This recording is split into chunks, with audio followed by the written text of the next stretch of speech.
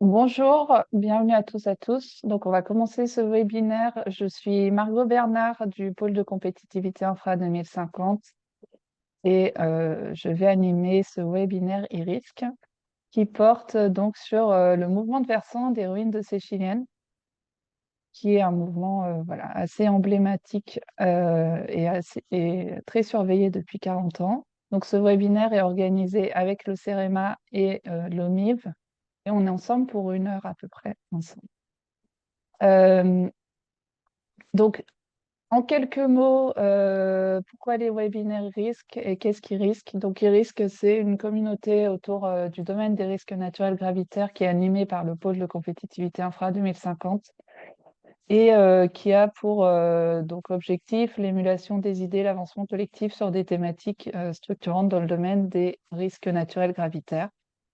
Et donc, la chaîne de connaissance des webinaires e-risque a pour vocation, du coup, de porter à la connaissance du plus grand nombre les méthodes, les outils, les concepts, les approches et les expériences capitalisées dans les laboratoires, dans les entreprises, auprès des opérationnels euh, et donc auprès aussi de la recherche. Donc, on est en format webinaire. Donc, pour participer, pour poser des questions aux intervenants, vous pouvez le faire à tout moment du webinaire dans l'onglet Q&R et on les prendra à la fin, après les interventions. Et vous pourrez aussi, donc à la fin, lever la main et je pourrai vous donner la parole. Il vous suffira plus que d'activer votre micro. Donc, ce webinaire est organisé donc, avec le CEREMA et l'OMIF, comme je le disais, et plus particulièrement avec les intervenants que vous voyez ici. Donc, je vais donner la parole pour qu'ils puissent se présenter à Laurent Dubois d'abord. Bonjour à tous, je suis Laurent Dubois, je suis ingénieur géologue géotechnicien au CEREMA et je fais partie de l'équipe en charge de la surveillance des ruines de Séchiliennes. Merci Laurent. Catherine Bertrand. Oui, bonjour, je suis Catherine Bertrand, je suis professeure en hydrogéologie à l'Université Marie et Louis Pasteur et je m'intéresse plus particulièrement à caractériser les écoulements dans ces milieux fracturés et ça, je dirais presque depuis la thèse à Jean-Marc Mongeau. Merci. Et Jean-Philippe Mallet. Donc, Jean-Philippe Mallet, bonjour, je suis directeur de recherche au CNRS à l'École et Observatoire des sciences de la Terre à Strasbourg. Et donc, je suis spécialisé des mouvements de terrain sous divers aspects, en fait, notamment avec l'utilisation de méthodes géophysiques en lien en fait, avec l'interprétation en fait, mécanique de ces objets. Parfait, merci. Et donc, je laisse la parole tout de suite à Laurent. Donc, pour une présentation plus portant sur la surveillance du mouvement. C'est parti.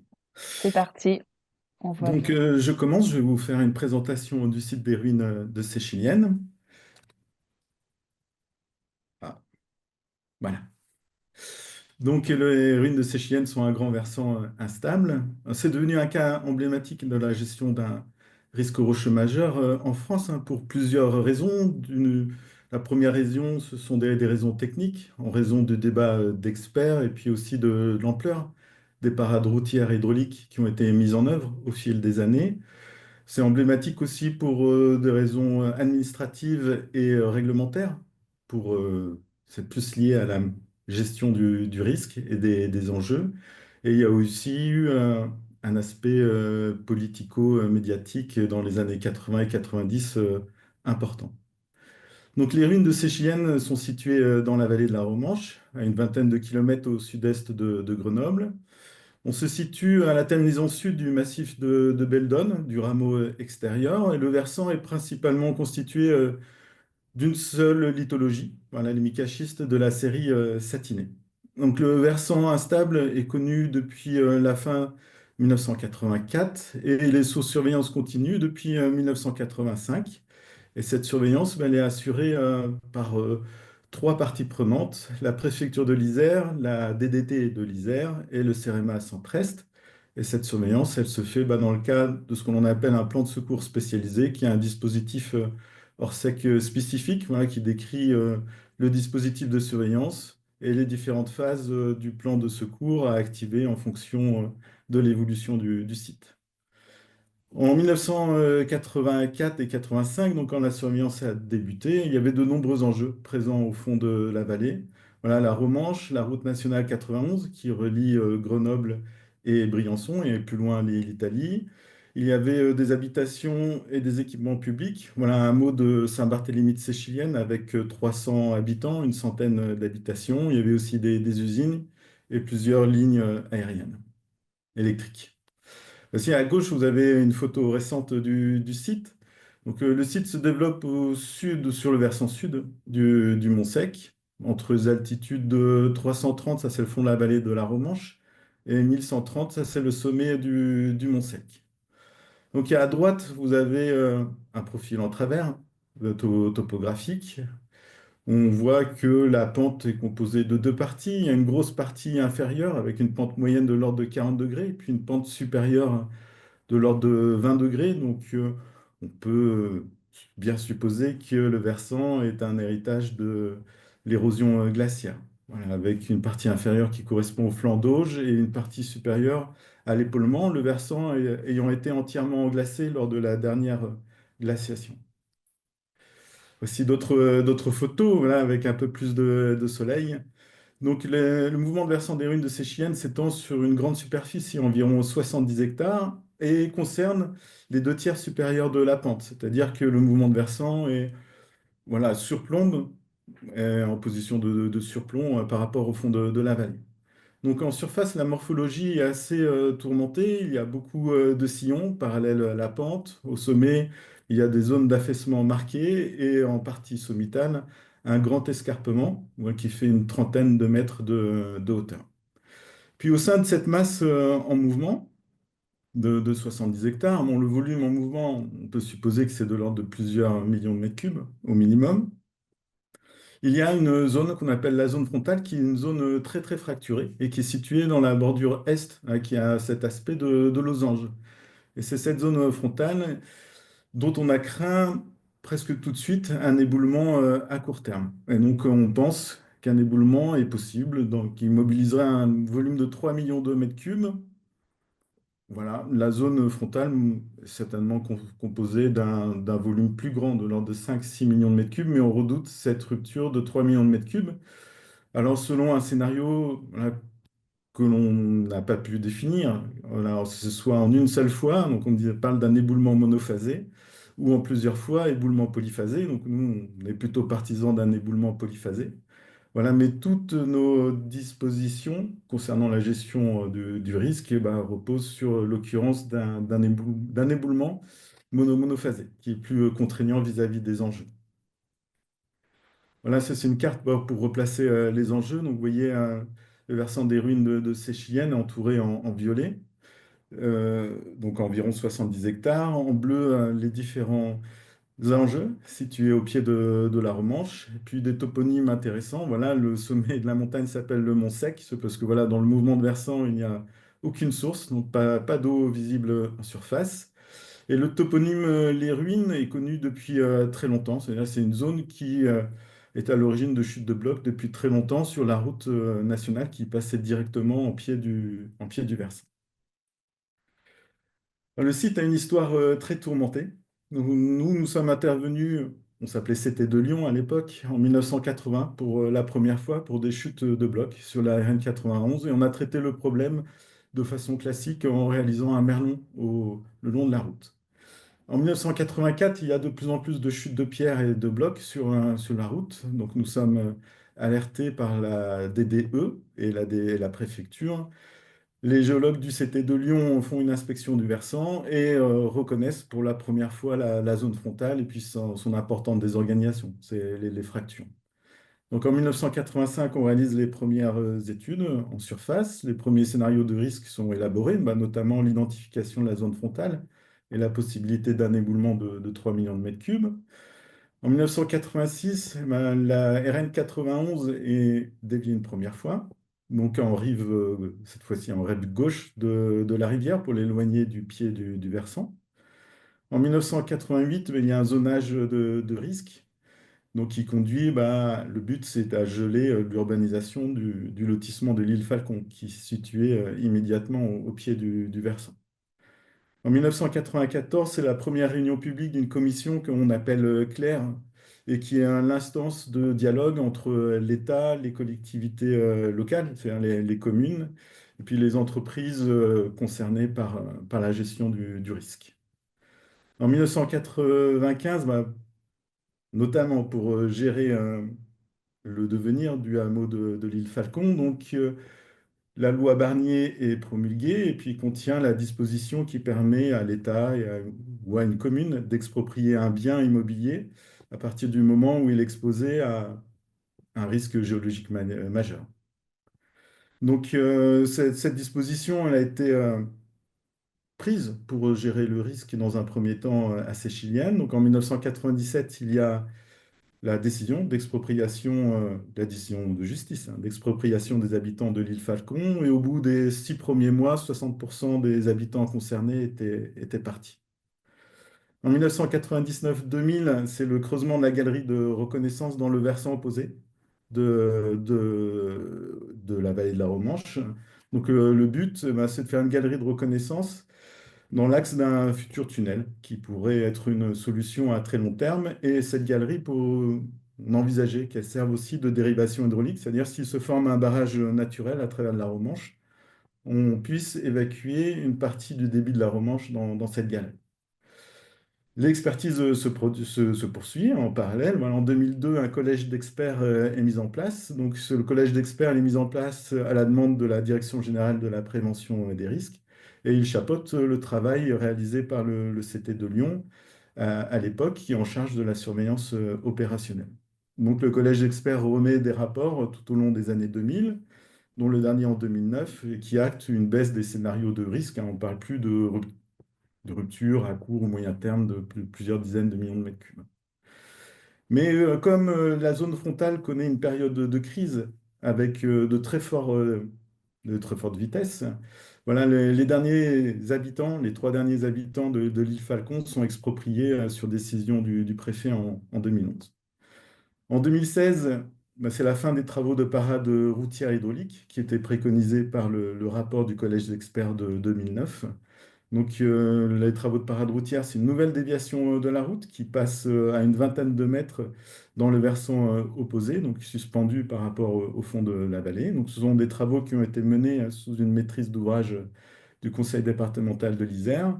Et les travaux de parade hydraulique bah, consistent à limiter, leur objectif, c'est de limiter les impacts d'une rupture d'un barrage naturel. Donc, voilà, ce qui provoquerait une vague ou une inondation très brutale en aval. Donc ça consiste en un renforcement de berges, voilà, à raser certains seuils, certains bancs, réouvrir des bras morts, et là sur une dizaine de kilomètres à partir du site de Séchilienne en aval. Et donc la maîtrise d'ouvrage a été assurée par le CIMI. Donc depuis 2016, le niveau de risque sur le site a beaucoup baissé.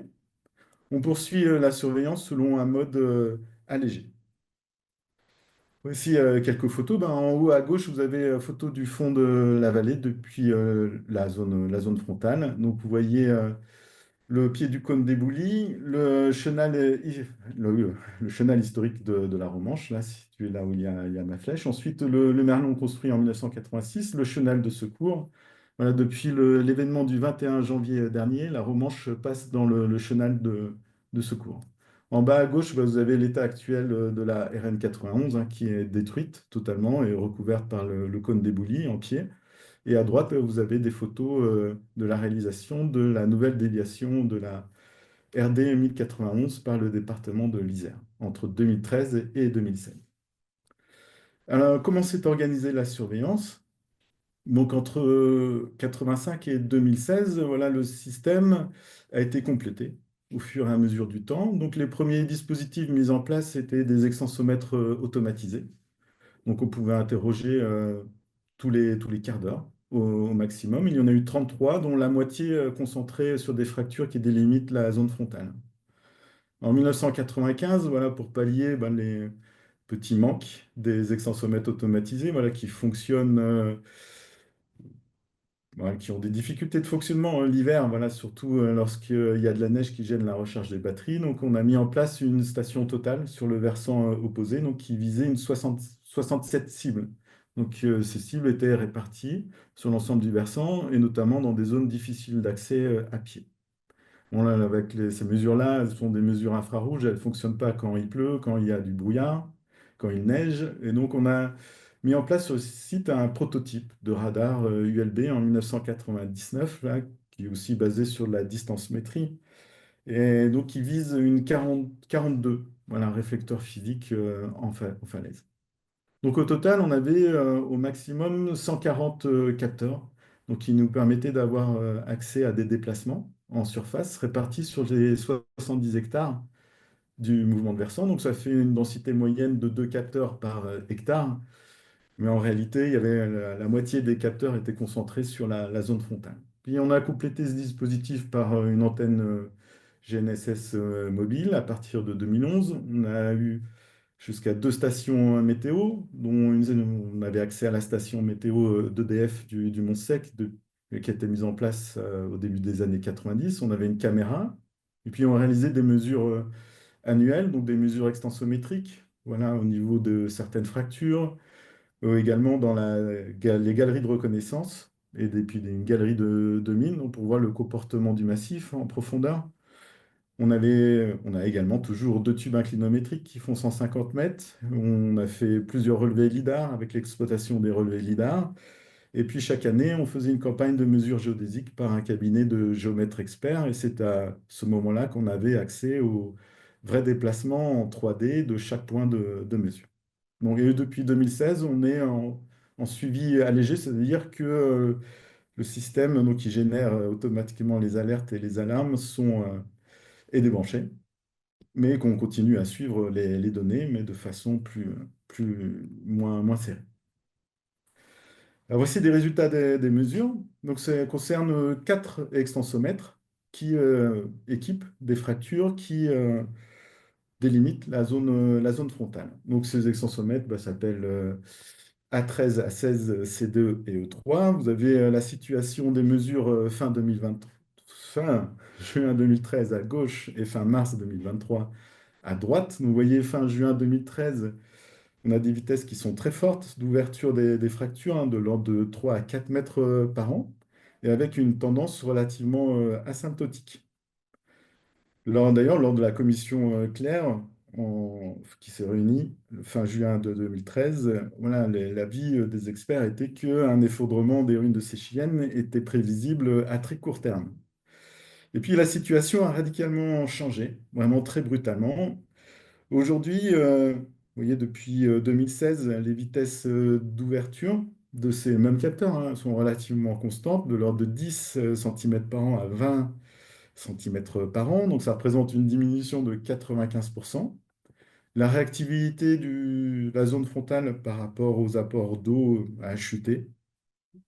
Et puis, on est revenu au niveau de vitesse qu'on enregistrait dans les années 80.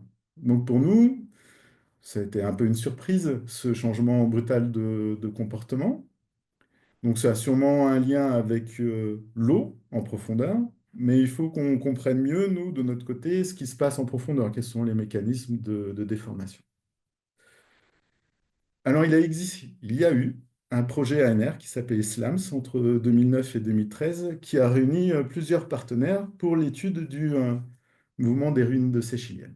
Et le graphique que vous avez, c'est une illustration issue d'un article donc, qui a été rédigé par les partenaires de ce projet ANR. Donc, on reprend le profil topographique de la pente, on décrit les nombreuses fractures en surface là, qui sont parallèles au versant, on localise certains ouvrages profonds, notamment la galerie de reconnaissance, ce qu'on appelle nous G710.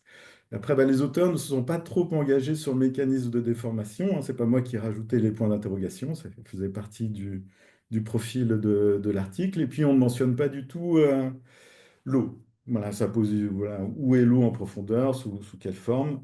Là, ce point-là n'est pas abordé. Alors, c'est qu'on n'a pas dit. Le problème, c'est qu'on n'a pas d'idées. C'est qu'on a beaucoup d'idées, on a beaucoup de mécanismes concurrents. donc qui pourrait permettre d'expliquer ce qui se passe à Seychellen. Alors, la première hypothèse, le premier mécanisme, c'est celui du glissement plan. Donc, en haut à gauche, vous avez un schéma explicatif. En haut à droite, ben, voilà, le mécanisme de rupture interne qui combine flexion et tassement. Voilà, donc ça, c'est un document qui est extrait de la thèse de Jean-Marc Vengeon. En bas, à gauche, c'est l'hypothèse d'un mécanisme de fauchage avec un basculement vers l'aval de grandes lanières, soit verticales, soit qui présentent un très fort pendage vers l'amont. Et puis en bas, à droite, voilà, c'était une nouvelle explication, voilà, qui a été produite dans le cadre de la NR SLAMS, c'est que les déformations visibles en surface sont les effets des variations, des battements d'une nappe d'eau profonde. Donc il y a plusieurs mécanismes en concurrence. Donc c'est ce qui fait le débat d'experts. Bon, pour aller plus loin, moi, il faut regarder ce qui se passe en profondeur. Donc on a la chance d'avoir plusieurs ouvrages qui nous permettent d'accéder à de la connaissance en profondeur.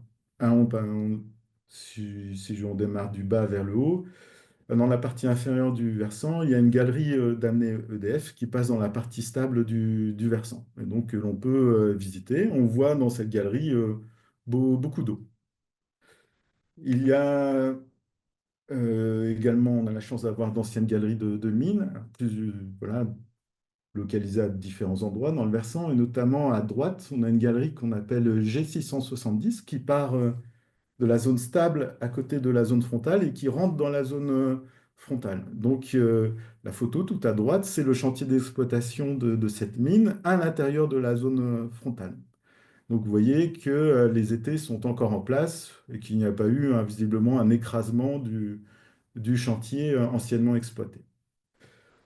Dans les années 90, l'État a creusé une nouvelle galerie de reconnaissance à l'ouest de la zone frontale. Donc, c'est la galerie de reconnaissance qu'on appelle G710 et qui s'enfonce à 240 mètres en profondeur dans le versant.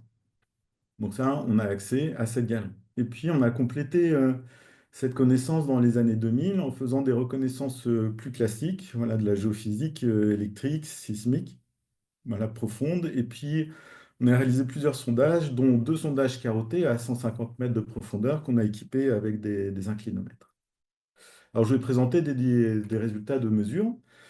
La première diapositive, bah, ça concerne les résultats de mesure dans la galerie de reconnaissance G710. Donc, vous avez en haut à droite une petite coupe simplifiée de cette galerie, et notamment la position en vert de points de mesure. Donc, ce sont nos points de mesure qui sont situés tous les 10 mètres.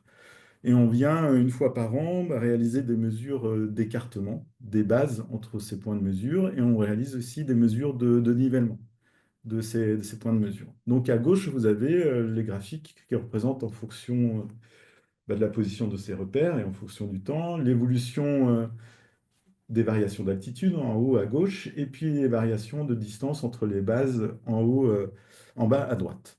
Donc ce qu'on constate, c'est que la galerie s'est allongée d'une quinzaine de centimètres depuis 1996, que le comportement n'est pas du tout homogène, donc on en a, et que les déformations se font au niveau de certaines zones, elles sont très localisées, voilà, notamment au niveau des allongements.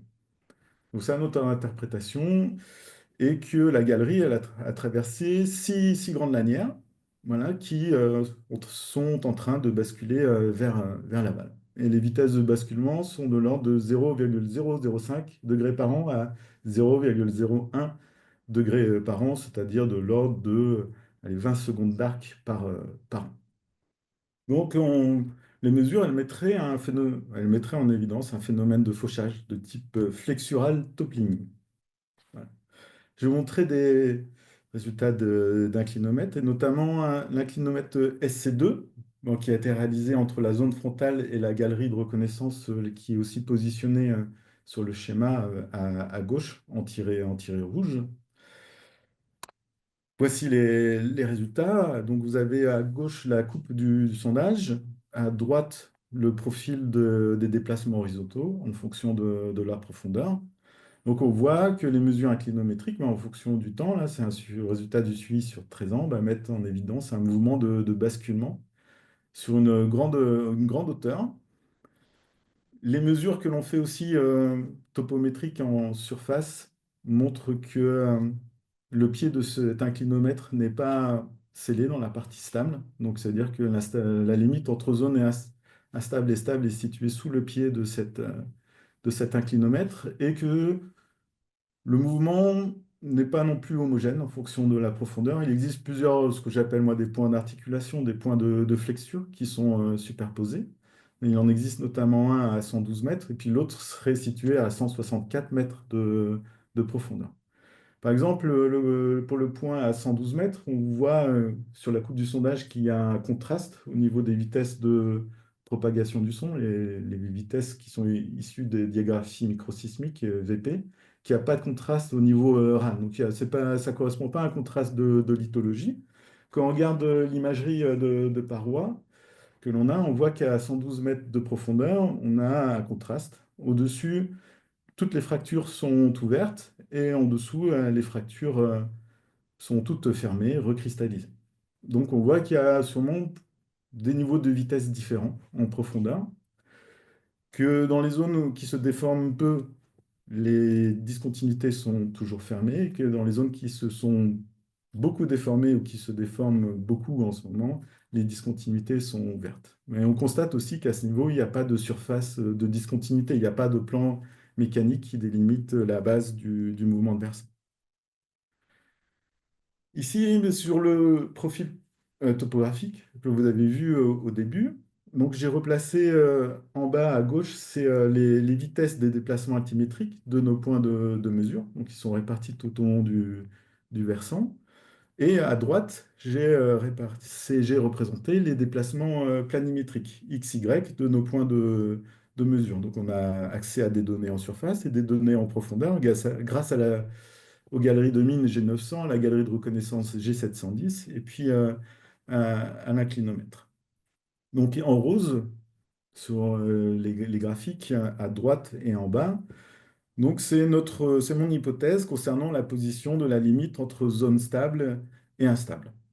Donc ça correspond sur le graphique en bas à droite, la courbe d'iso-déplacement égale à 0.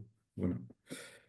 Et donc on voit des courbes d'iso-déplacement un peu concentriques avec des déplacements maximum en plan et puis altimétrique au niveau de la rupture de pente, au niveau de l'ancien rebord de l'auge.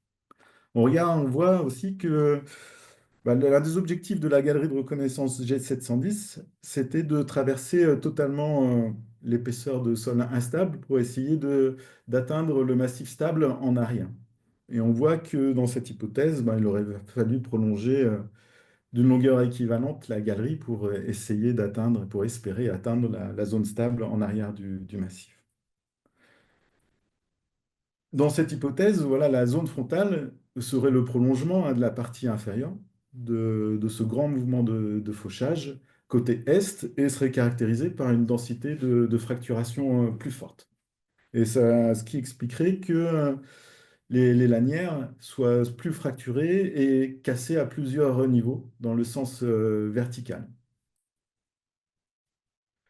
Si on compare avec d'autres des publications qui ont trait au mouvement de fauchage, qui ont plus des articles sur la modélisation numérique ou sur des essais en centrifugeuse ou sur des observations basées sur des articles basés sur des observations, par exemple en Chine, en bas à gauche, on voit que notre hypothèse n'est pas farfelue. Voilà que souvent les mouvements de fauchage sont délimités en pied par une zone. C'est pas un plan, voilà, c'est on va dire un plan basal qui présente un faible pentage vers l'aval. Mais ce n'est pas un plan de discontinuité mécanique. Donc ça renforce plutôt notre hypothèse. Alors si on va aller plus loin, donc comme on a bien instrumenté le versant, donc on a une bonne connaissance de ce qui se passe en profondeur. On pourrait améliorer notre connaissance en reproduisant le phénomène soit en centrifugeuse, soit par de la modélisation numérique. Le but, c'est d'essayer de relier les déplacements qu'on mesure en surface à un taux de plastification des zones de flexure en profondeur. Et on aimerait aussi comprendre l'influence de certains paramètres, notamment la présence d'une zone de faiblesse, la faille de la romanche en pied de mouvement. Donc, quelle a été son influence sur le déclenchement du mouvement? La pente aussi du versant de Séchilienne n'est pas très forte, hein. En moyenne, elle fait 42 degrés. Voilà, donc quelle est son influence? Voilà.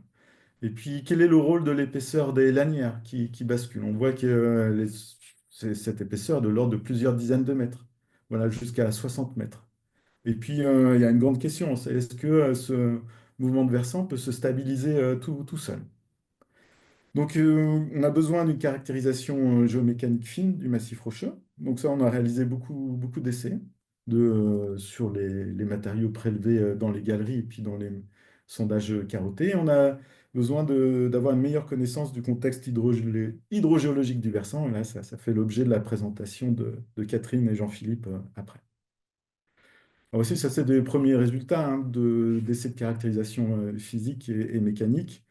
Donc, vous voyez, c'est juste pour un histogramme qui représente le nombre de valeurs en fonction du poids volumique sec mesuré des échantillons. On voit que les micaschistes ne sont pas homogènes. Il y a au moins trois faciès. Il y a un faciès très riche en quartz, un faciès plus riche en mica, qu'on appelle pellitique, et puis un faciès intermédiaire qu'on appelle le psamitique. Alors, ça va être ma conclusion. Alors, le versant des ruines de Séchienne, pourquoi on continue la surveillance? On continue la surveillance parce qu'il nous apporte des renseignements qu'on peut transposer à l'étude d'autres versants. Pour moi, les ruines de Séchienne, c'est un cas typique d'un mouvement de versant qu'on appelle déformation gravitaire profonde, DSGSD en anglais. Il présente tous les indices morphologiques en surface, les sillons, les zones de contrepente, les grandes zones d'affaissement en haut, la zone d'escarpement sommitale. Dans l'Oisan, je me suis limité juste à l'Oisan, il y a de nombreux autres versants qui présentent les mêmes signes morphologiques en surface et qui sont très certainement aussi des mouvements de fauchage profonds et se développent dans des lithologies très différentes. Donc, la poursuite de l'étude à Séchilienne nous permet de tirer des enseignements qu'on peut transposer à d'autres sites. Voilà. Donc, les cas de rupture brutale dans des mouvements de fauchage sont assez rares. Moi, je connais uniquement un cas à Boule en 2018, voilà, sur un mouvement qui était plutôt peu étendu. On voit que sur le site de Séchilienne, les mouvements de fauchage peuvent avoir une évolution non linéaire dans le temps. Il peut y avoir des périodes de forte accélération, plutôt courtes dans le temps, puis sans lien évident avec une modification des apports d'eau au niveau du sol. À Séchilienne, on a bien mis en évidence qu'il y avait une commande hein, par la pluviosité, voilà, en plus du contrôle structurel. On voit que les mouvements de fauchage peuvent affecter des lithologies très variées, toujours fortement anisotropes. Les mouvements sont plus ou moins étendus, toujours sur des dénivelés importants. Et puis en dehors des périodes de crise, pendant les périodes de rémission, on a toujours une activité de chute de blocs régulière au niveau des zones frontales, séchiliennes, ou l'équivalent des zones frontales sur les autres signes, sur les autres versants. Et puis ce qu'on voit, c'est que ces mouvements de fauchage sont concentrés dans certaines régions. Donc, on en trouve beaucoup dans l'Oisan. Et donc, se pose la question de peut-être une influence de la néotectonique sur le déclenchement de ces instabilités. J'en ai fini. Et puis, Ouais. je vais passer la main à Catherine et Ouais. Jean-Philippe, qui vont vous expliquer le contexte, les études pour améliorer la connaissance du contexte hydrogéologique. Merci Laurent pour cet exposé très complet. On est déjà un petit peu en train de déraper en termes de timing. Donc du coup, Catherine et Philippe, je vais vous demander d'être assez stricts là-dessus. Et pour les participants, on prendra bien vos questions. Si on doit déborder jusque 12h30, on le fera. Voilà. Vas-y, Catherine. Alors attends, je suis en train de chercher mon document.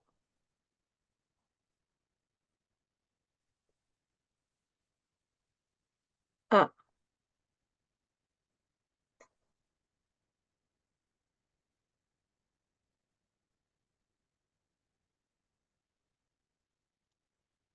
bon pour tout le monde? Ah voilà. Oui, bonjour à tous. Donc, je vais effectivement vous parler de l'eau associée aux aléas gravitaires avec l'exemple de ce site d'étude qui est séchilienne, euh, dont- qui est suivi en fait dans le cadre d'un service national d'observation qui est l'OMIV. Et voilà, et ce depuis, en tout cas pour la partie hydro, depuis 2010. Je vais vous présenter les travaux qui sont faits grâce aux données acquises dans le cadre de ce suivi et puis complémentés par d'autres études dans le cadre de travaux de doctorat. Alors, comme l'a souligné Laurent, l'eau dans un versant instable, c'est fondamental de comprendre en tout cas euh, où se situe cette eau parce qu'on a eu des corrélations entre les grands mouvements et de rocheux et les précipitations. Ça, c'est des choses que maintenant qui sont bien établies. Et par contre, on se pose toujours la question où est l'eau? Euh, et où est l'eau? Ça parle en termes de l'origine de ces masses d'eau, les transferts au sein de ces milieux fissurés et puis les effets. Donc moi, je vais décliner ma présentation selon ces trois parties, à savoir caractériser l'origine des masses d'eau, les transferts et les effets. L'eau dans un versant instable, et séchilienne en est le cas, a deux rôles importants dans les processus hydrogéologiques. C'est un facteur aggravant de l'instabilité, mais il y a également les processus géochimiques qui interviennent, car ces processus géochimiques vont altérer le massif, il y a une altération, et cette altération peut également être un facteur aggravant de l'instabilité dans un second ordre. Pourquoi on s'intéresse aux données hydrogéochimiques? Parce que dans ces versants instables, et à Séchilienne c'est le cas, on n'a pas de mesure directe des battements de nappe, et il nous faut donc un signal intégrateur du parcours de l'eau dans le massif qui est le résultat de la dynamique de ce massif. Et la chimie de l'eau, en fait, c'est un bon moyen d'arriver en fait à cette connaissance de savoir d'où vient l'eau et les effets. Alors, la méthode que l'on a mis en place sur Séchilienne, vous voyez ici sur la carte les sources qui sont suivies et puis qui sont loin du massif, et puis euh, les ruines avec la galerie et deux points de mesure dans la galerie. Et les études qui ont été faites, c'est tout d'abord un traçage artificiel qui nous a permis de donner la direction préférentielle des écoulements, le transit et les vitesses d'écoulement. On a également fait des mesures d'isotopie d'eau 18 qui nous permet de mieux affiner la zone d'infiltration. Et puis là-dessus, un suivi hydrochimique qui on a 10 ans, non, 15 ans de données maintenant, permettent en fait de mettre en place des mécanismes d'écoulement, de travailler sur des temps de transit, de caractériser le système en termes d'inertie ou de réactivité, et puis de mettre en évidence l'origine et les chemins de l'eau souterraine. Je vous présenterai peut-être, en fonction du temps qui me reste, les travaux que l'on a fait sur tous les isotopies du strontium et du sulfate pour identifier en fait les sources minéralogiques et leurs contributions, notamment sur l'origine des sulfates et sur les mécanismes d'altération. Pardon, voilà. Le suivi temporel du signal chimique, couplé à des suivis synchrones de pluviométrie et des vitesses de déplacement, nous permet en fait d'avoir accès à des informations fondamentales sur les mécanismes de mouvement du massif. Donc, on a des mesures en continu de pression, débit, température, conductivité électrique à des temps départ de 15 minutes, maintenant c'est une demi-heure. On fait des prélèvements chimiques tous les 4 jours sur l'ensemble des points qui sont visibles sur la carte. Et puis des mesures ponctuelles tous les 3 mois. Voilà. Et ça, je vous dis, on fait ça depuis maintenant une quinzaine d'années. Alors, les premiers résultats qu'on avait obtenus avec Yves Guglielmi, là, suite donc aux travaux de Jean-Marc Vangeon, où il avait commencé aussi à travailler sur l'hydrochimie, eh bien, c'était de caractériser l'impluvium. Et un des résultats majeurs de ces données d'eau 18, c'est de dire, bah, finalement, vous voyez ici, c'est la zone en mouvement, eh bien, l'impluvium est beaucoup plus grand que la zone en mouvement. Donc, on a vraiment de l'eau qui circule de beaucoup plus loin que cette zone-là. Et, euh, et donc, pour caractériser tout ça, on utilise l'hydrochimie. L'hydrochimie qui a permis de caractériser sur l'ensemble du mouvement 4 types d'eau différentes. voilà, avec des minéralisations différentes. Et on s'est servi de ces résultats-là pour établir un modèle conceptuel. Ça, c'est les travaux d'Aurélien Vallée, au cours de sa thèse, qui a mis en évidence un système à double aquifère, un aquifère perché dans la zone en mouvement, et puis un aquifère plus profond avec des hypothèses de drainage de subsurface au travers de ces fissures, de ces fractures, depuis cet aquifère perché vers l'aquifère profond. Voilà, ces mouvements-là, ça reste malgré tout que des hypothèses. En travaillant sur les débits, donc sur la décomposition en fait de l'origine de l'eau, grâce à ces mesures de débit que l'on a dans la galerie, on est capable en fait d'identifier 3 types d'eau. Des apports qui font un peu le bruit de fond là, qui proviennent d'une réserve issue d'un cycle antérieur de précipitation, une zone qui permet de constituer des réserves d'eau dans le massif, et puis une mise en fonctionnement du trop-plein. Vous voyez, quand on a des pics, des pics importants de ces eaux-là. Et ces débits-là, ces apports provenant d'une réserve issue d'un cycle antérieur, maintiennent un débit des points de mesure. euh, donc, c'est des débits qui sont soutenus par une réserve d'eau. Voilà. C'est un travail qui nous a permis par la suite de mettre en place des modèles pluie-débit au travers d'un d'un modèle, je vous en parlerai après. Et en fait, eh bien, c'est d'identifier un peu comment se font ces transferts entre la fracturation et la fissuration qui permettent de mettre en place cette réserve d'eau dans le massif. Voilà les débits journaliers mesurés dans le point V1, ici dans la galerie. Voilà. Le modèle utilisé, qui est un modèle développé par nos amis qui travaillent sur le karst. Donc, le karst, c'est un modèle, c'est un milieu fissuré à l'extrême, donc on peut utiliser ce modèle-là, où on met en place en fait la pluie, on définit la pluie, un réservoir matriciel, et puis un réservoir en fait d'un écoulement dans les fractures. Et ce que l'on trouve grâce à ce modèle, donc la simulation en rouge, voilà, c'est qu'on arrive à décomposer le débit en deux débits, un qui est qui circule dans la fracture, donc des écoulements assez rapides, et puis un débit qui est plutôt issu de cette matrice fissurée qui maintient ce débit de réserve. Donc, on a une réelle information sur les transferts des masses d'eau, de la réactivité du système aux pluies et surtout de sa capacité de stockage dans ce milieu à double fissuration, une qui est dans les fractures bien ouvertes et l'autre dans la fissuration de la matrice. Et ça, on s'en sert maintenant pour donc aller plus loin dans les processus et faire le lien entre eh bien, ces circulations d'eau et les séries temporelles de déplacement grâce à une méthode, ça c'est encore les travaux d'un étudiant en thèse qui va finir cette année, qui travaille en fait à identifier ces relations par des modèles basés sur l'intelligence artificielle. Donc, on a un pré-traitement des données climatiques et hydrogéologiques qui sont issues des stations de mesure et de la modélisation hydrogéologique. Et on a tout un workflow de pré-traitement, d'extraction de ces données, de décomposition de ces données hydrogéologiques. Voilà, dans ce modèle-là, on en parlera plus tard, peut-être.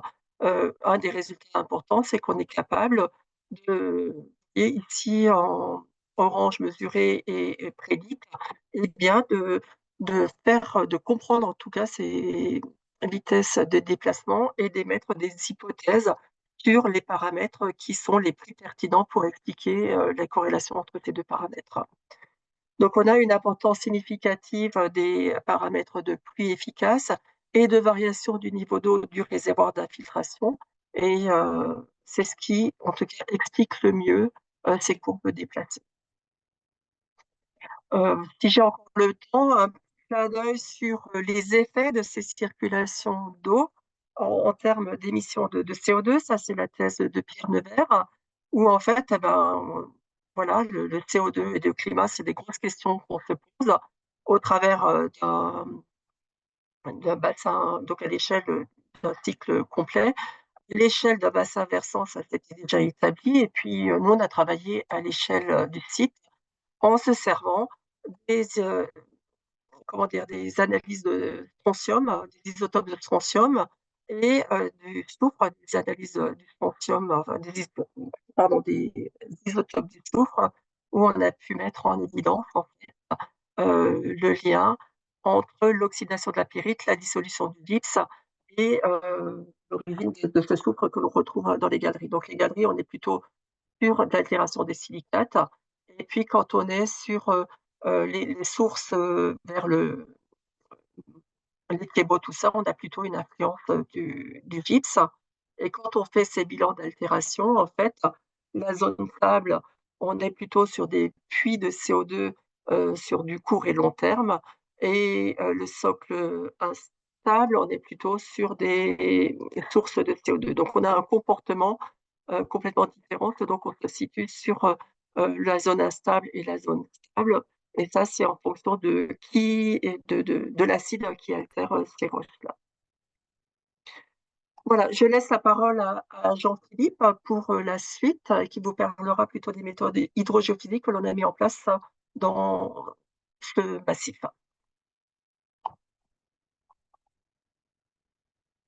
Merci Catherine. Du coup, tu Je arrêtes le continue partage à... et Jean-Philippe, ou tu continues le partage? D'accord, Oui, je pense, hein. très bien.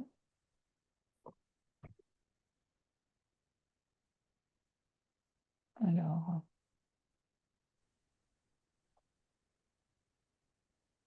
Jean-Philippe. Oui, oui, mais je demandais juste à Catherine qu'elle arrête son partage, en fait, pour que je puisse Ah, présenter. ok, pardon, Ah, mais du coup, j'arrête. elle disait qu'elle D'accord. continuait. Pardon, voilà. Très bien. Je mets ça en grand si je ne suis pas embêté par... oh là là. Voilà. Est-ce que tout le monde voit en grand? C'est bon? C'est bon, merci. Très bien. Donc, je vais enchaîner en fait avec l'idée de vous parler d'un certain nombre de méthodes d'analyse hydrogéophysique qu'on a mis en place en fait pour essayer à la fois de caractériser un peu les structures aquifères qui vont en fait stocker l'eau, ou en tout cas qui vont être les principales zones de transit à l'intérieur de ce versant, et puis d'essayer de voir comment est-ce qu'on peut les monitorer avec la, les limites en fait que Laurent vous a déjà présentées du fait qu'on a quand même un phénomène qui est très profond, on a peu de points d'observation directs en fait de ces variations hydrologiques à l'intérieur du versant et on a peu d'informations aussi en fait sur les structures en profondeur qui vont stocker potentiellement en fait ou faire transiter en fait ces eaux en profondeur. Voilà. Donc il y a quelques informations de forage qui existent sur lesquelles on s'est appuyé, mais l'idée là c'était vraiment de voir en fait comment en fait avec des méthodes d'hydrogéophysique particulières en fait on pourrait en fait avoir des éléments d'information un peu complémentaires, notamment profondes pour avancer en fait sur la connaissance des circulations de fluides dans l'eau clé. Donc globalement, l'idée en fait, c'est de voir comment est-ce qu'on peut identifier les structures conductrices et les structures résistives dans le massif, de le faire en 3D, voilà, pour essayer d'avoir une idée un peu de ces principales zones spatialement et en profondeur et de manière assez contrainte. Avec une grande problématique quand même, c'est que globalement en fait, on peut assimiler le versant de ces chiliennes à ce schéma avec globalement en fait quelque chose qui est très résistant en surface parce que pas forcément rempli de beaucoup d'eau en permanence et puis quelque chose qui est très fracturé aussi. Donc il y a globalement une grande présence d'air. Voilà, donc on a majoritairement un matériau résistant en surface et puis des matériaux qui seraient potentiellement plus conducteurs en profondeur avec une présence d'eau plus profonde. Voilà, donc ça pose un certain nombre de challenges en fait d'un point de vue analyse géophysique, notamment avec des méthodes géoélectriques, parce qu'on est plutôt habitué en fait à avoir des choses qui sont conductrices en surface et résistantes en profondeur. Et là, on est dans un cas un peu inverse. Donc globalement, nous, on a testé et on a mis en place en fait deux approches pour essayer de caractériser ces suivis hydriques en profondeur. Des méthodes géoélectriques, voilà, donc essentiellement en fait de mesures de résistivité ou de conductivité par des techniques de tomographie.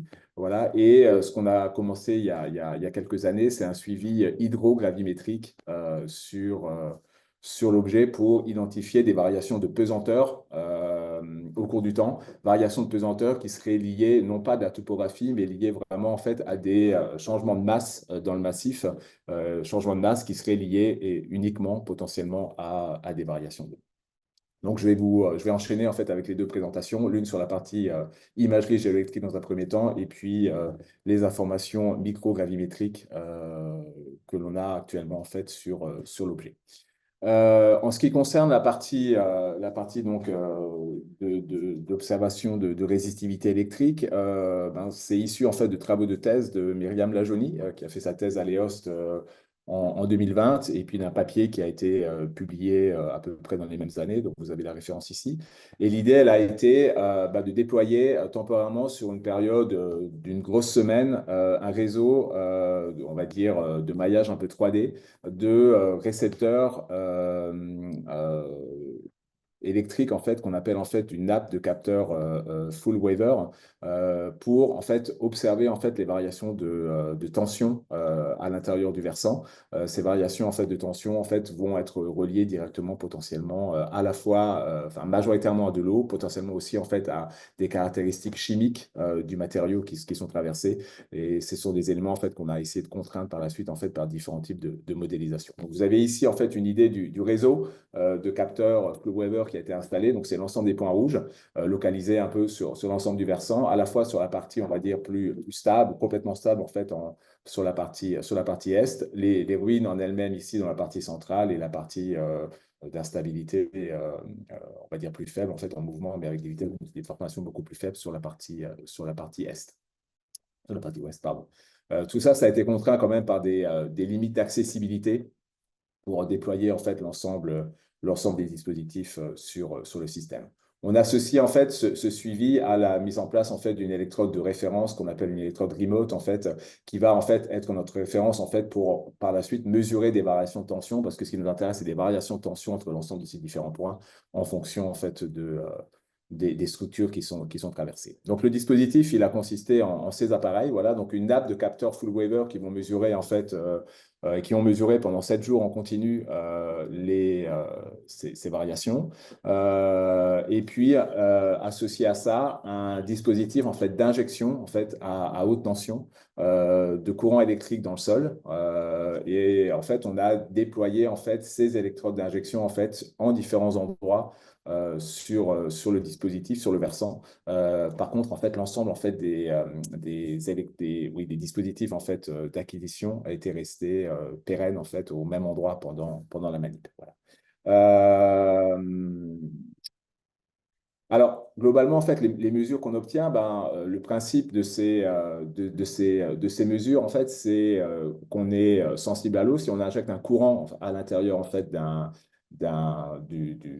médium, en fait, d'un média, on va avoir, en fait, des variations de tension qui vont être essentiellement, en fait, contraintes par ou la chimie du matériau ou par, en fait, la présence d'eau. Voilà. Plus on aura une eau qui est présente, plus on aura un milieu conducteur, plus on a l'absence de l'eau, plus on aura un milieu récessif. Et c'est globalement en fait ce principe-là qui est utilisé très schématiquement en fait pour par la suite essayer d'imager l'ensemble de ces structures à l'intérieur de l'objet.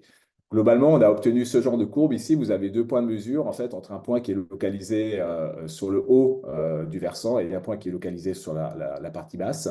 Donc, il y avait toute une nappe, bien entendu, mais là, je vous présente juste deux points. Et en fait, on a à l'échelle d'un jour, par exemple, ce genre de mesure en fait, pour en fait, le point bleu et le point rouge. Voilà, donc les variations de tension au cours du temps. On voit qu'on a des choses qui sont très stables en fait, sur le point bas. On a des choses avec des variations sur la partie haute. Voilà, donc on indique déjà là qu'on est dans des milieux différents et certainement des conditions de circulation d'eau qui sont différentes. Et associé en fait à ces variations, on va dire, naturelles en fait, de tension dans le milieu, on a à certains temps en fait, injecté du courant à haute tension. Et en fait, on a regardé en fait, comment pendant ces périodes-là, on avait ensuite un decay, en fait, une chute progressive de la tension au cours du temps. Et en fait, c'est ces périodes-là qu'on va par la suite analyser en fait, pour essayer de remonter à une tomographie électrique et une image des structures résistives et conductrices en profondeur. Donc, on a un schéma de traitement qui est assez complexe, que je ne vais pas détailler ici, mais il y a toute une phase en fait, de filtrage de l'ensemble de ces données. Et puis après, tout un processus d'inversion pour essayer, en fait, par des modèles physiques, de fitter à l'ensemble des données mesurées à partir de ce dispositif, en testant en fait différentes approches, des approches de maillage, des approches en fait d'équations physiques qui ont été utilisées en fait pour répondre aux questionnements, etc., etc. On obtient finalement en fait ce genre de courbe en fait après toute une série de tests et puis en fait même une assimilation en fait de différents modèles géophysiques entre eux. On obtient ce genre de résultat où vous avez ici une représentation des résistivités. Donc ce qui est rouge est très résistif et est plutôt conducteur, ce qui est bleu est plutôt résistif. C'est pas forcément intuitif, hein, voilà, mais c'est la représentation qui a été choisie. Vous avez ici en fait, la représentation qu'on a au niveau de la surface topographique avec le modèle et puis en fait un critère qualité sur le modèle qui est ici représenté par variation.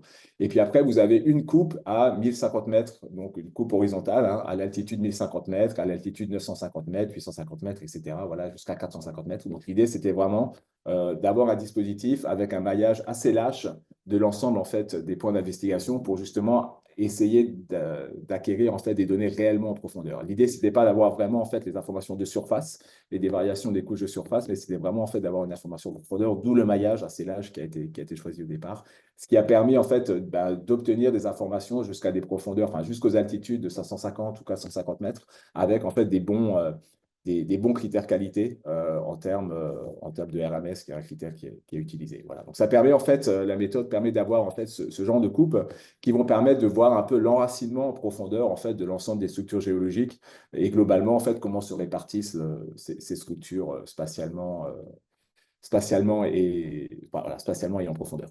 Après, on peut s'amuser à partir de ce cube 3D en fait, de résistivité de faire des coupes. Voilà, donc on a sorti deux coupes un peu pour regarder en fait, ces données par rapport à des travaux de l'ANR Slam, justement, en fait, de Leroux, là, qui avait sa thèse à Grenoble, en fait, on avait ressorti en fait, les mêmes profils en 2D à partir du cube 3D obtenu une dizaine d'années plus tard.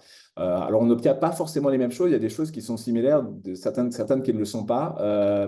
Mais c'est assez logique, en fait, parce que en fait, les profils qu'avait fait Leroux, en fait, étaient essentiellement donc, des profils de surface avec, en fait, une très, très bonne information, on va dire, sur les 50 ou 100 premiers mètres, voilà, et puis étaient quelque part plus aveugles, en fait, en profondeur, tandis qu'en fait, nous, en fait, on est plutôt aveugles de par la manière dont le dispositif a été mis en place en proche surface, et on a cherché, en fait, à maximiser l'information en profondeur, voilà. Donc, il faut plutôt voir ça comme des choses assez complémentaires au niveau des profils. On identifie quand même en fait des choses qui sont cohérentes en fait, hein, voilà, avec ces anomalies qu'on retrouve ici. Quelque chose qu'on identifiait ici chez Leroux en fait qu'on va retrouver là, voilà. Sauf que là en fait certainement peut-être par rapport à des problèmes de topographie en fait c'était peut-être mal contraint au niveau de l'analyse en 2D par rapport à quelque chose qui est peut-être repris en 3D, voilà, etc., etc. Voilà. Donc en fait il faut pas forcément comparer en fait ces coupes entre elles, en fait, il faut vraiment les voir comme quelque chose de complémentaire. Après, on peut regarder ça aussi en lien notamment avec d'autres structures et notamment en fait des cartographies de grandes fractures ou de failles à l'échelle de l'objet. Donc, on réidentifie très clairement en fait une opposition très forte entre le versant, on va dire, côté est et côté ouest. Voilà, et avec au sein en fait de la masse réellement instable, en fait, différentes sous-structures en fait qui sont relativement bien alignées en fait en limite ici. Vous voyez par exemple cette fracture, enfin toute cette ligne de faille en fait, et puis en fait la limite de la zone rouge avec la zone jaune qui est derrière, en fait, qui est bien marquée, donc qui démontre quand même voilà, une identification en profondeur des structures et un prolongement de ces fractures qui ont été identifiées en surface bien en profondeur dans l'ensemble du cube. Ce qu'on peut faire aussi, c'est de se baser sur les quelques informations de forage qui étaient disponibles, et notamment en fait sur les informations issues des forages SC1 et SC2 qui ont permis en fait d'identifier une limite en profondeur de la zone instable, notamment grâce à des mesures et des observations inclinométriques.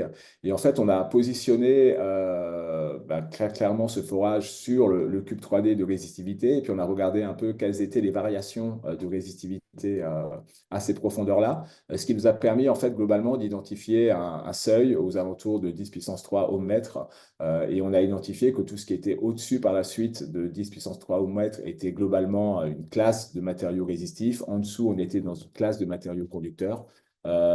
Et ça a permis après en fait d'isoler en fait l'ensemble de ces masses à l'intérieur en fait de l'objet pour essayer par la suite en fait de les cartographier et de mieux interpréter. Voilà. Donc ça, bien entendu, en fait, on peut jouer après sur ces valeurs après pour essayer de mieux comprendre l'ensemble de ces représentations spatiales des anomalies. Le deuxième point qu'on voulait vous présenter là, c'est les suivis qu'on a commencé à faire sur l'utilisation de méthodes hydrogravimétriques pour essayer de suivre les masses d'eau à l'intérieur de l'objet. Donc, c'est une collaboration voilà, entre l'EOST et puis l'équipe de Besançon, en mobilisant notamment dans la première étape d'analyse, la mise en place d'un gravimètre absolu qui est représenté ici pour avoir une mesure très précise en fait des variations de pesanteur très localement à l'échelle du versant. Et en fait, par rapport à cette mesure de référence qui était donc très locale, puisque le gravimètre avait été mis en fait sur le site des Thiebaud dans un bâtiment du CEREMA, pendant les durées de nos manips, en fait, on avait à côté en fait un gravimètre mobile en fait qui était utilisé pour faire en fait des points de mesure en fait sur des points de référence à l'échelle de l'objet. Et c'est donc ce que je vais vous présenter. Donc, on a fait un suivi sur l'ensemble de ces points localisés sur le versant, plutôt dans une approche un peu cartographique, un peu premier ordre, pour essayer de voir si on avait des variations de pesanteur qui étaient interprétables, et en plus, si au deuxième temps, en fait, on avait des variations qui étaient aussi interprétables en fait entre les parties amont-aval ou entre les parties est et ouest du versant. Donc, on a réalisé ces mesures 2 fois par an entre 2020 et 2022, avec globalement une mesure qui était plus ou moins centrée sur la période de nappe basse du versant, et une période plutôt, on va dire, un peu plus saturée en fait, en période de nappe entre guillemets haute, avec l'idée en fait de regarder ces variations de pesanteur par rapport à la référence qui était localisée donc au Thiebaud, qui était localisée ici. Et donc, vous avez ici une représentation de ces courbes pour l'ensemble de ces points. Et on voit qu'on a quand même des anomalies de pesanteur qui sont très fortes, voilà, qui sont vraiment très importantes. Voilà, ça a pas mal étonné d'ailleurs les hydrogravimétriciens en fait, de l'équipe, parce qu'ils n'étaient pas habitués en fait, à voir éventuellement en fait, des variations aussi fortes. Et donc, on a en ayant pris en compte en fait des petites modélisations pour bien vérifier en fait que ce qu'on mesurait, c'était pas en fait des effets de la topographie avec quand même des clatons de pente qui sont importants, pour bien identifier quand même que c'est réellement un signal hydrologique qui est mesuré et non pas un signal autre en fait ou un bruit différent. Voilà. Donc ces variations, c'est vraiment en fait des variations de pesanteur qui sont reliées à l'eau. Donc, à partir de là, on a essayé de modéliser un peu ces signaux gravis en mettant en place un petit modèle très simple à double aquifère qui est représenté ici sur la base en fait de l'ensemble des connaissances géologiques de l'équipe du CEREMA et de l'équipe de Besançon, en modélisant une nappe perchée dans la partie haute et puis une nappe profonde plus en profondeur. Donc, c'était les hypothèses a priori pour initier le modèle et expliquer les données gravies. Et puis, on a divisé en fait l'ensemble en fait, du massif en 7 blocs, en 7 tranches verticales. Et en fait, on va regarder les variations en fait, de pesanteur et modéliser ces variations de pesanteur pour l'ensemble en fait, de ces gros blocs avec nos observations en fait, qui sont en fait, pour 4 de ces 7 blocs qui correspondent en fait, à des mesures ici, les points 6, 1, 2, 3, qui correspondent aux observations graphiques. La première chose, ça a été en fait d'essayer de voir si on pouvait reproduire par de la modélisation les bilans de masse qui sont observés par la gravie, encore une fois pour l'ensemble de ces stocks, et de le faire en fait pour les périodes de basse eau et les périodes de haute eau, voilà, en prenant en compte chacune des différentes périodes de manière indépendante dans les observations gravies. Et puis de regarder un peu si finalement en fait on a un potentiel de stockage plus important d'eau dans les parties amont, aval, dans les parties localisées en fait à certains secteurs dans le profil, etc., etc. Voilà. Et donc on arrive en fait à reproduire en fait après différents tests, après différents paramétrages en fait de valeurs un peu pétrophysiques des matériaux, on arrive en fait à reproduire les variations de pesanteur. La deuxième étape, ça a été de voir si on pouvait essayer d'aller un peu plus loin via ces modélisations contraintes par la gravie, d'essayer de modéliser les flux et en fait notamment des fonctions de transfert très très simples depuis l'amont du mont sec en fait vers la partie aval du versant et de faire coller en fait ces variations de flux et de transfert aux anomalies de densité et donc de pesanteur en fait qui sont observées dans les données gravies cette fois-ci en temporel sur les 6 mesures et sur les 3 en fait, périodes de nappe haute, nappe basse qu'on avait dans nos données. Voilà, donc c'est ce qui est représenté ici. Et puis ça nous a permis en fait de retrouver en fait une nouvelle conceptualisation en fait de l'ensemble des flux dans l'aquifère. Et en fait, ce qu'on arrive à mettre en évidence au premier ordre, c'est d'arriver à quantifier un certain volume d'eau qui transite depuis le Mont Sec vers la partie aval. Voilà. Et ce volume d'eau, il correspond globalement à 2 tiers des apports d'eau qu'on observe en fait sur le Mont Sec qui vont progressivement transiter dans ces différentes cellules qui ont été modélisées et que ces transferts horizontaux vont dépendre là aussi de la hauteur d'écoulement. On se rend compte aussi qu'en fait, on a une anomalie qui est localisée à peu près à ce niveau, en fait, qui joue certainement un rôle très, très, très, très majeur en fait, dans la répartition en fait, et la circulation des fluides en profondeur. On a regardé un peu aussi ce que pouvaient donner ces informations en termes de variation de transmissibilité de l'aquifère, puisque c'est un paramètre qu'on peut inverser à partir des données gravies en appliquant en fait un certain nombre de modèles hydrologiques très très simples, ici en domaine complètement saturé. Et en fait, en appliquant un peu ces modèles, on se rend compte que l'eau du glissement présente en fait des capacités de transmissibilité qui sont qui sont 10 fois plus importantes en fait que dans la partie basale, donc potentiellement liées à l'ensemble de la fracturation. Voilà, et qu'on identifie en fait des seuils en fait au niveau des hauteurs d'écoulement en fait pour mettre en route en fait un certain nombre de circulations dans la partie non saturée du versant par rapport en fait aux variations en fait de circulation de fluide plus en profondeur.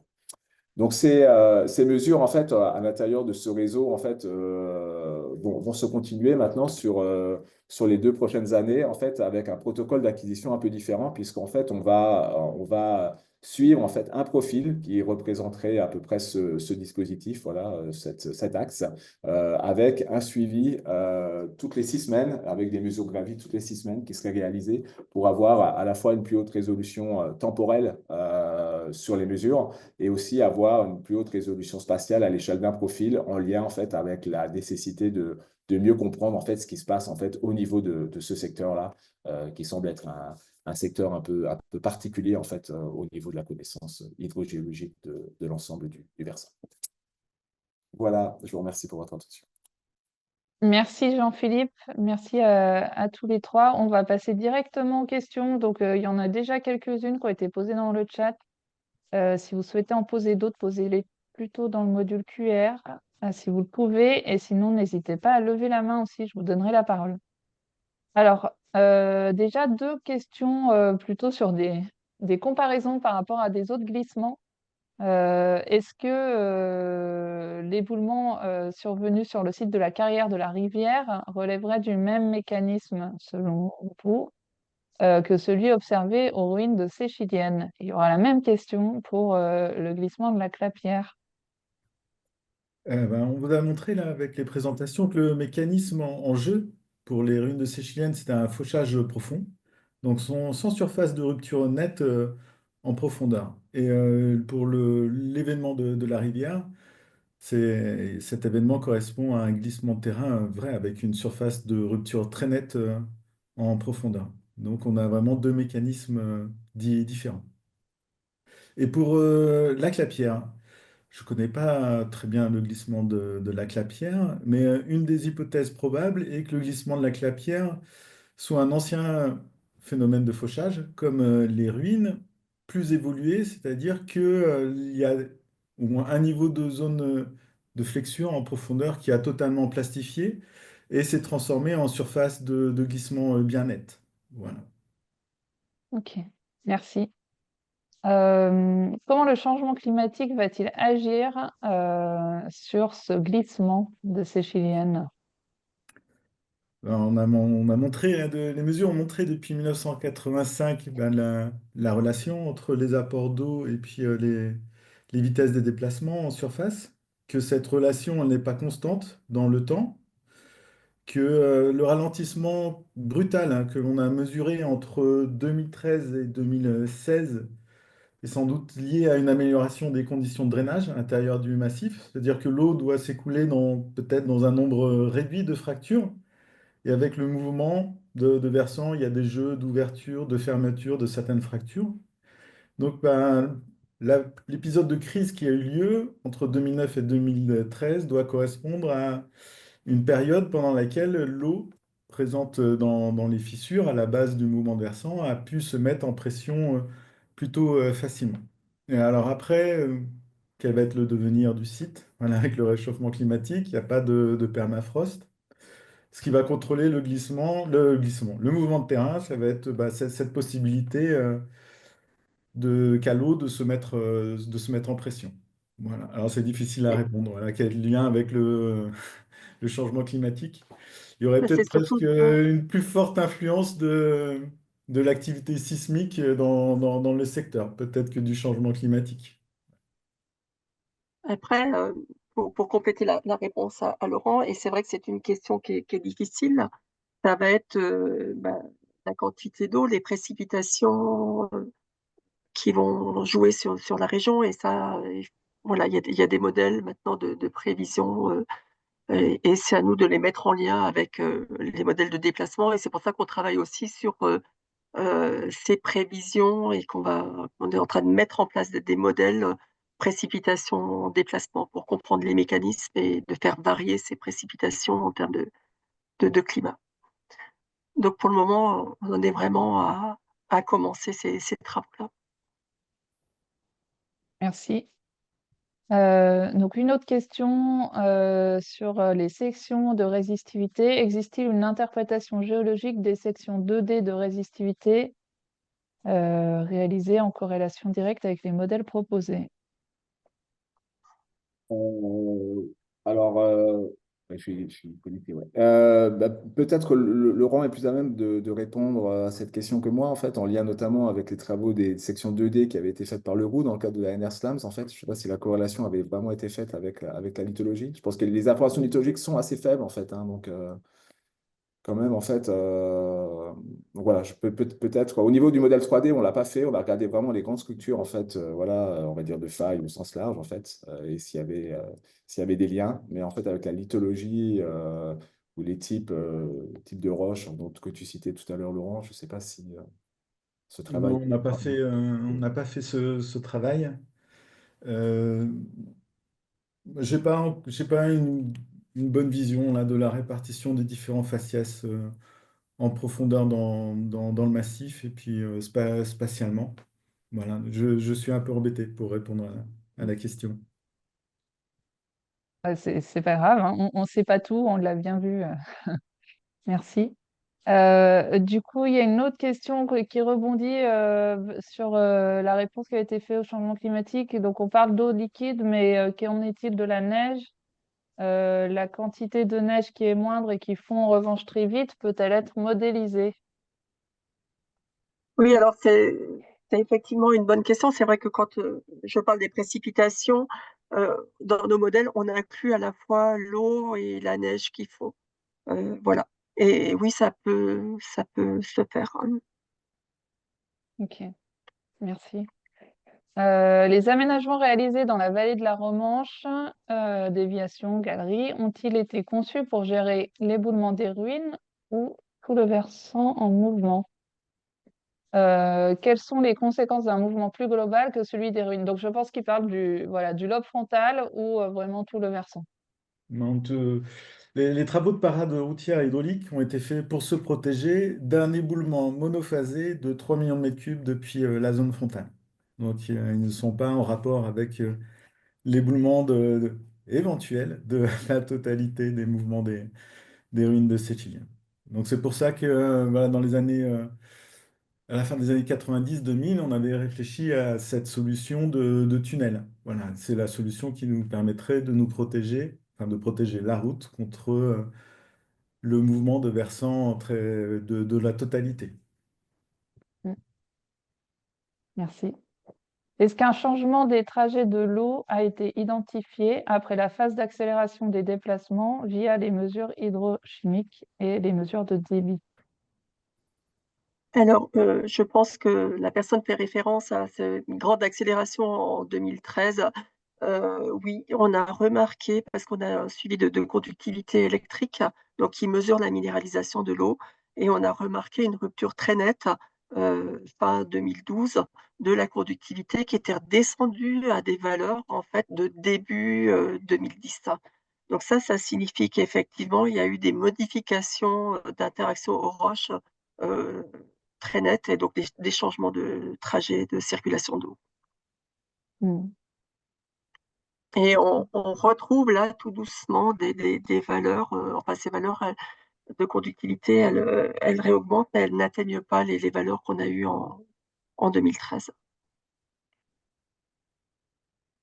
D'accord, merci. Alors, euh, je vois pas trop d'autres questions. Si un commentaire sur le tunnel envisagé, est-ce que ce tunnel permettrait aussi de protéger les maisons du lotissement à l'entrée de Séchilienne en cas d'éboulement massif? A priori, le tunnel permettrait que de reporter la circulation. Voilà. Je ne sais pas s'il y a d'autres commentaires, d'autres questions. Euh, Ça arrive petit à petit. D'autres méthodes hydrogéophysiques ont-elles été envisagées pour l'étude de la compréhension des phénomènes, entre parenthèses RMP sismique passive? Oui, alors des manips RMP ont été réalisées justement, mais avec un certain nombre d'observations réalisées, mais avec actuellement en fait un réel problème d'interprétation des signaux liés notamment en fait à la géochimie en fait des matériaux en fait qui perturbe assez fondamentalement en fait la théorie même en fait de l'interprétation en fait du signal protonique en fait lié à la RMP. Voilà donc c'est pas forcément à l'heure actuelle en fait de l'état en fait des méthodes d'interprétation de ces données RMP en fait quelque chose qui est applicable à ces chiliennes à cause de la lithologie particulière on va dire en fait.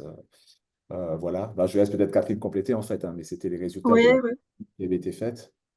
oui, on avait espéré grandement sur ces méthodes de RNP pour faire le lien justement entre cette nappe perchée et cette nappe plus profonde. Alors, outre la chimie de l'eau, il y avait aussi le fait que le site est malgré tout fortement anthropisé et ça perturbe également ce signal de RMP. Donc, en fait, les résultats n'ont pas été probants. Malgré, on avait couvert le massif en fait depuis le sommet. On avait même été de l'autre côté sur la zone stable, voilà, mais pas interprétable. Voilà. Et puis sur la partie en fait, on va dire plus sismologique, donc effectivement, OMIV maintient un réseau en fait de capteurs sismologiques en fait sur le versant là depuis plus d'une dizaine d'années, avec l'objectif à la fois en fait d'écouter et d'identifier les différentes sources sismiques d'origine gravitaire, donc chute de blocs, le fait en fait que les roches en fait vont cisailler en profondeur et vont générer des petits tremblements de terre de toute petite magnitude en fait quand ça se déforme. Voilà, donc ça c'est un des objectifs. Mais en fait, on peut aussi utiliser en fait ces réseaux sismomètres pour faire des analyses en fait du bruit de fond sismique et notamment regarder en fait des variations de vitesse sismique au sein du massif. Entre deux points, entre deux capteurs, qui peuvent en fait renseigner ou sur des signaux de déformation ou sur potentiellement en fait des conditions, on va dire, de stockage d'eau. Voilà. Donc ça, c'est les équipes, notamment en fait, du laboratoire ISTER, qui travaillent en fait de manière de manière détaillée en fait sur ces approches. Parfait, merci. Je ne vois pas d'autres questions. En tout cas, je voulais vous remercier à nouveau, Catherine, Laurent et Jean-Philippe, pour ces présentations et voilà, la participation à ce webinaire. Merci beaucoup. Merci, bonne journée.